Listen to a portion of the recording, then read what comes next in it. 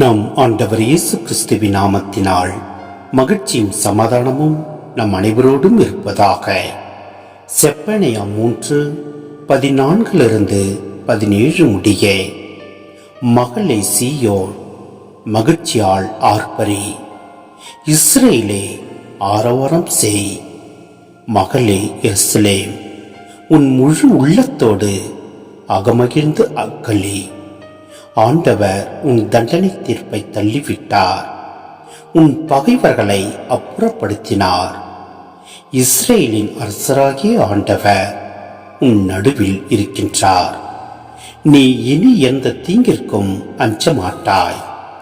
அந்நாளில் எருசலேமை நோக்கி இவ்வாறு கூறப்படும்: சீயோனே, அஞ்ச வேண்டாம், உன் கைகள் சோர்வடைய வேண்டாம். உன் கடவுளாகிய ஆண்டவர் உன் நடுவில் இருக்கின்றார். அவர் மாவீரர், மீட்பளிப்பவர்.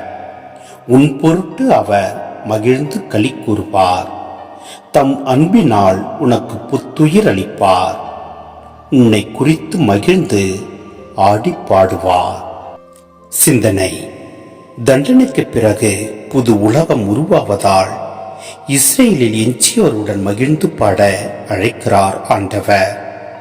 அழிவுகளோடு தம் இறை வாக்குகளை தொடங்கிய செப்பனியா நம்பிக்கையோடும் மகிழ்ச்சியோடும் தம் நூலை நிறைவு செய்கின்றார்.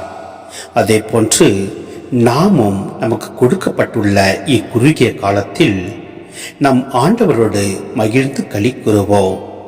நம் ஆண்டவரோடு நம்பிக்கையோடு நாம் வாழ்கின்ற போது எல்லாம் அல்ல இறைவன் நம்மை நிறைவாய் ஆசீர்வதிப்பார்.